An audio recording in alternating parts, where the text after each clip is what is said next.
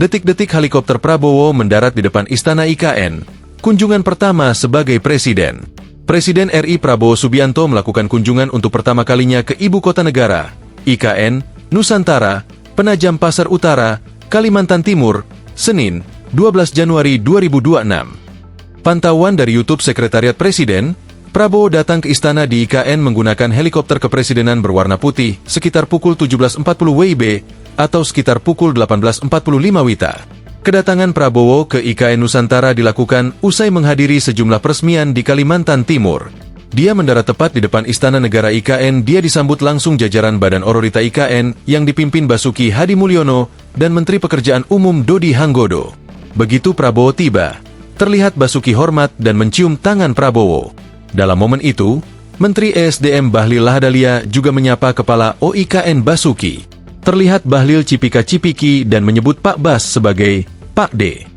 Prabowo sempat berbincang sebentar kemudian masuk mobil untuk menuju tempat penginapan. Belum ada keterangan resmi mengenai apa yang akan dilakukan Prabowo di IKN. Sebelumnya, Menteri Sekretaris Negara Prasetyo Hadi hanya menyatakan malam ini Prabowo akan menengok perkembangan di IKN. Selanjutnya dari Balikpapan akan nengok IKN, kata Prasetyo singkat ketika dikonfirmasi soal kunjungan Prabowo ke IKN saat ditemui wartawan di Banjarbaru, Kalimantan Selatan, siang. Adapun ini menjadi kunjungan pertama Prabowo ke IKN usai dilantik sebagai Presiden Republik Indonesia pada 20 Oktober 2024 lalu.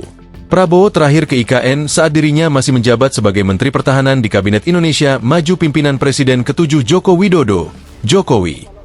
Kala itu Agustus 2024, usai dirinya terpilih jadi presiden namun baru akan dilantik 2 bulan setelahnya.